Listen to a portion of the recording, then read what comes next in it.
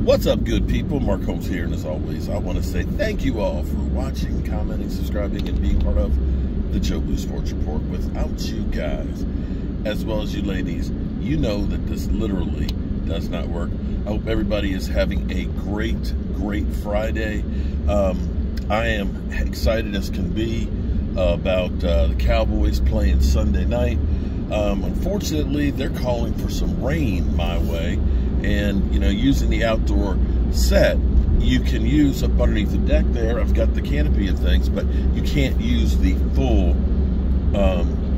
area, you know, sitting around the fire pit and all that. You kind of get rained on a bit. But it's cool. It's cool. We're going to have a good time. And I'm working on adapting the upstairs because my man David Wiley is going to be here. You know, he's going to be cooking up some good food and things, and I don't want him getting wet. So, you know, you plan ahead. See, I'm a Boy Scout, or I was a Boy Scout. Okay, I didn't get my Eagle. I ended up being a Life Scout. So I'm constantly a Life Scout. It's one of the regrets that I have that I didn't finish up and get my Eagle Scout.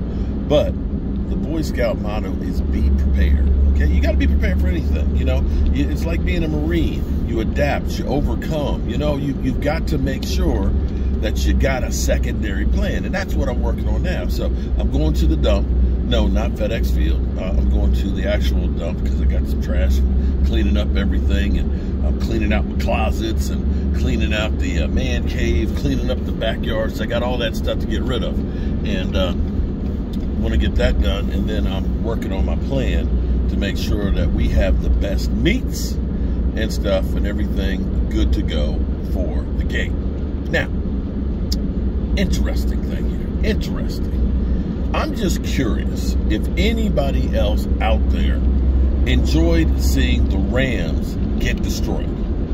I'm just wondering, did anybody else enjoy that? Because the Rams, you know, they're like Hollywood, you know, and I guess maybe this is the way people feel about the Cowboys. So maybe this is how everybody else feels when the Cowboys lose a game. I don't know that feeling typically. But the Rams have been so arrogant, and we've listened to the talking heads talk so much about how great Matthew Stafford is and everything else. Hey, you know what? And again, let me say this now. Again, don't get too excited or too upset by what you see early in the season. Okay, this first month is really a feel-out period. You know, it may have been that they had the Super Bowl hangover, and you know, when you're at the top of the mountain, you sometimes relax. You know, you take it easy. And Matthew Stafford, man, Matthew Stafford looked bad last night. That elbow may actually be a lot worse than what we've been led on to think. You know, we found out that he had elbow surgery, you know, tendonitis. Bro, you got to do better than that. The balls were sailing, the ball placement was terrible. He was throwing some perfect passes to the defenders too.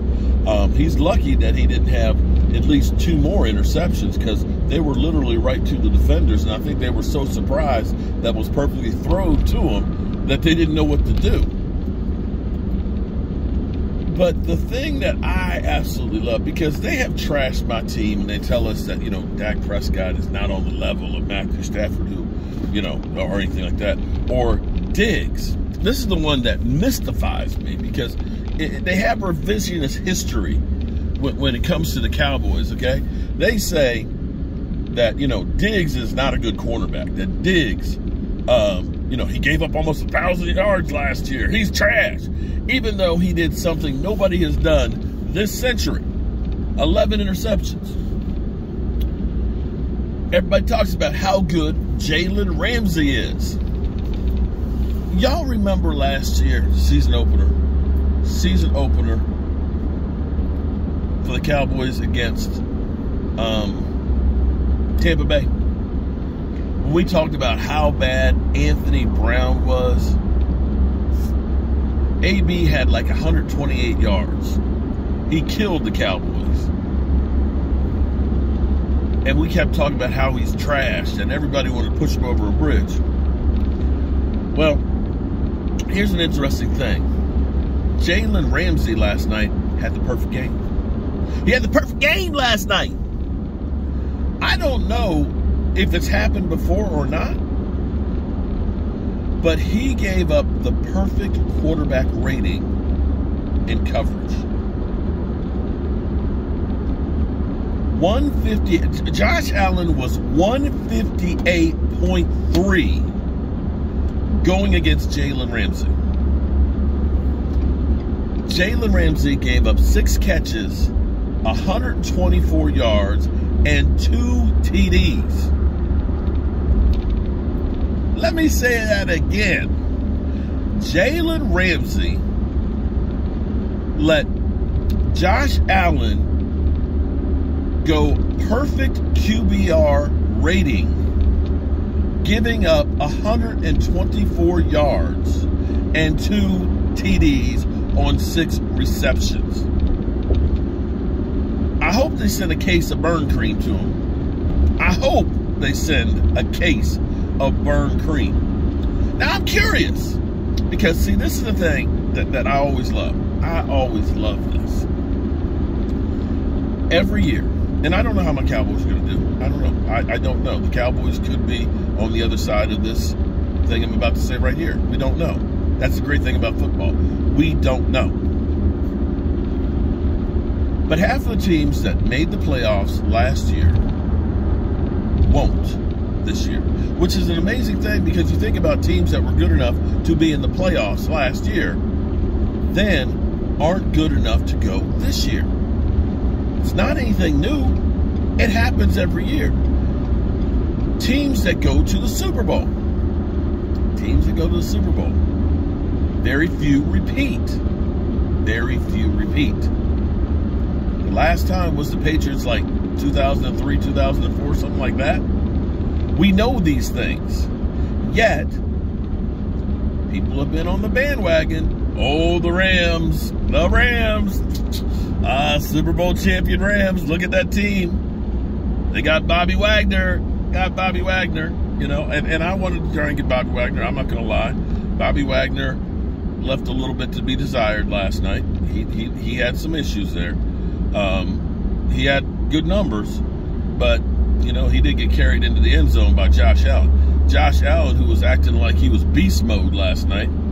I don't know that Josh Allen wants to be taking on all those hits that he took last night on a consistent basis, because that's kind of like Andrew Luck. And Andrew Luck, it ended up basically getting him out of football early. But be that as it may. Be that as it may. Seeing the Rams, seeing Sean McVay, because, see, I love Sean McVay. Yeah, you know, when they lose, ooh, I like watching Sean McVay when they lose. Oh, I like that. I like seeing the Rams. You know, here it is, you know, Aaron Donald, who's the baddest man on the planet, who thinks that, you know, I can beat a man with a helmet in practice and everything else. Seeing him with just that one sack and that one play, and literally seeing the Rams with the biggest blowout of a defending Super Bowl champion in history. Actually, I kind of enjoyed it. I enjoyed seeing them kind of have to eat that crow. And the thing is, could it be that this was just, you know, a one-game aberration? Or is this actually going to follow what typically happens to teams that go to the Super Bowl? Which is the next year, they come back down to earth. A couple things. We saw the difference maker on the other side of the field. Damn. And Von Miller. Had they not had Von Miller on Buffalo Bills, you know, maybe it wouldn't have been quite as many interceptions for Matthew Stafford. That's one hit. Second thing was, we saw Jefferson wasn't out there and Odell wasn't out there. They took some hits to some pieces. And third, people don't remember that last year, Matthew Stafford threw 17 interceptions. And I love how they changed it up. You know, guys like Colin Cowherd, oh, I'm not worried about interceptions. You know, quarterback throws it, oh, big deal. Well, last year, Matthew Stafford had 17, tied with Trevor Lawrence. He's already got 3 last night. not how you want to start the season. Not how you want to start the season. And oh, two, they didn't even pad the stats in garbage time because they threw another interception in garbage time. So, yeah, I'm hating on the Rams, okay? And I know people are going to say, oh, here comes karma. Well, oh, whatever. If you honestly believe that I have any control over what happens with the Dallas Cowboys, you are a fool. It's going to be what it's going to be. Whether I say something about the Rams or anybody else, it's going to be what it's going to be. But at the moment, kind of like, you know, I can't wait to actually get back home and listen to some of the talking heads have to kind of change their thoughts, at least for the moment. And again, it's still early. There's plenty of time. There's still 16 more games for the Rams. There's plenty of time for them to change the narrative. But I got to tell you, that one's got to hurt. All right, good people. I hope you're having a great Friday. We'll be live streaming, of course, tonight, 9 o'clock Eastern. Our Sunday Zoom call can't happen no more. Sundays, we'll be live streaming the games, and we'll be live streaming starting at about 12:30, getting ready for the 1 o'clock games. We'll be watching Philly 500, you know, hopefully seeing him melt down against the Lions.